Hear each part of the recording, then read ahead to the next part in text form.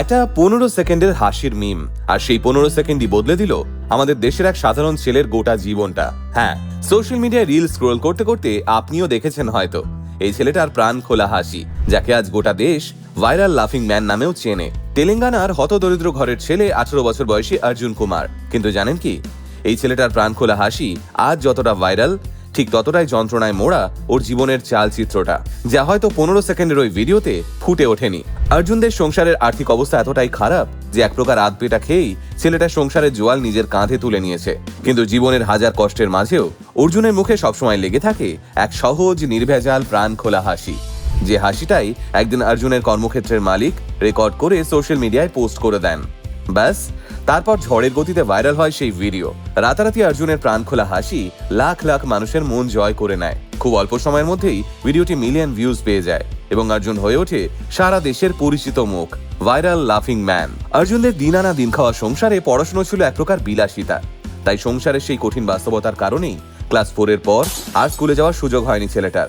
আসলে খুব অল্প বয়সে অর্জুন বুঝে গেছিল ভরপেট খেতে চাইলে দরকার টাকার, আর তাই মাত্র 10 বছর বয়স থেকেই পরিবারের মুখে দুমুঠো অন্ন তুলে দেওয়ার জন্য কাজের খোঁজে বেরিয়ে পড়ে অর্জুন।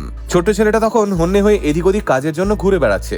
ঠিক সেই সময়ে অর্জুনের জীবনে আসেন স্থানীয় ট্রাক চালক নেহেরু। অর্জুনের অবস্থা দেখে একদিন নেহেরু ওকে জিজ্ঞেস করেন, আমার সঙ্গে কাজ করবি? আমার গাড়ি পরিষ্কার করার জন্য একজন লোক খুঁজছি, চাইলে তুই করতে পারিস। সেদিন অবশ্য অর্জুন কোনো দ্বিধা ছাড়াই নেহেরুর প্রস্তাবে রাজি হয়ে যায়। কিন্তু কে জানতো একটা সামান্য 15 সেকেন্ডের ভিডিও অর্জুনের গোটা জীবনটাই বদলে দেবে। একদিন দুপুরে কাজের ফাঁকে নেহেরুর সঙ্গে দাঁড়িয়ে চা খাচ্ছিল অর্জুন। সেদিন গল্প করতে করতে নেহেরুরই কোনো একটা কথায় হঠাৎ করেই হেসে ওঠে সে, যা দেখে সেই হাসির মুহূর্তটা নেহেরু তৎক্ষণাৎ তার ফোনে ক্যাপচার করে নেন, আর তারপরে কোনো বিশেষ ভাবনা ছাড়াই সেই ভিডিওটা সোশ্যাল মিডিয়ায় আপলোড করে দেন। এরপর যথারীতি আবারও নিজের কাজে ব্যস্ত হয়ে পড়েন নেহেরু। কিন্তু পরদিন সকালে নেহেরু ফোন খুলে দেখেন অর্জুনের সেই হাসির ভিডিওটিতে লক্ষ লক্ষ ভিউজ, অসংখ্য কমেন্ট এবং শেয়ারের বন্যা বয়ে গেছে। এক রাতের মধ্যে সাধারণ এক গরিব ঘরের ছেলে রীতিমতো গ্লোবাল সেন্সেশনে পরিণত হয়। নেহেরু এরপর অর্জুনকে ডেকে দেখান সবটা এবং জানান অর্জুনের সেই সহজ নির্ভেজাল হাসির জন্য কত মানুষ ওর প্রশংসা করেছে। কিন্তু দুর্ভাগ্যবশত এই যে এত আনন্দ, এত উচ্ছ্বাসের কথা নেহেরু অর্জুনকে ঠিক করে বোঝাতে পারছিলেন না, কারণ অর্জুন সেইভাবে পড়াশুনো জানে না। সোশ্যাল মিডিয়া কি, সেখানে মানুষ কি লিখছে, এসব সম্পর্কে ওর কোনো ধারণাই নেই।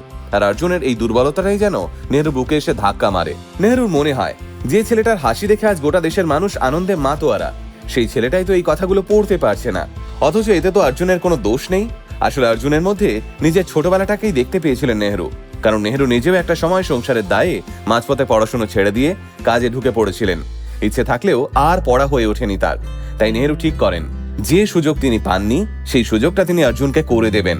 তিনি নিজেই অর্জুনকে পড়াবেন, আর সেখান থেকেই শুরু হয় অর্জুনের জীবনের এক নতুন অধ্যায়।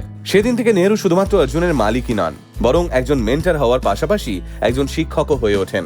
নিজের টাকায় অর্জুনকে পড়াতে শুরু করেন তিনি, কিনে দেন বই, এমনকি ডিস্টেন্স থেকে পড়াশোনার সমস্ত খরচও বহন করেন নেহেরু। আর এভাবেই মাধ্যমিক পাশ করে অর্জুন। সেই সময় নেহেরুর ট্রাকটাই হয়ে উঠেছিল অর্জুনের ক্লাসরুম। এক প্রকার একজন দায়িত্ববান গুরুর মতোই সবটা সামলে নিয়েছিলেন নেহেরু। আজ অর্জুন সোশ্যাল মিডিয়া ব্যবহার করতে জানে, মানুষ তাকে নিয়ে কি লিখছে, কত ভালোবাসা আর প্রশংসা জানাচ্ছে, সেই সব কমেন্ট এখন সে নিজেই পড়তে পারে। আর সেই একই প্রাণখোলা হাসি মুখে নিয়েই আজ অর্জুন নতুন করে স্বপ্ন দেখছে, জীবনে আরো অনেকটা এগিয়ে যাওয়ার স্বপ্ন।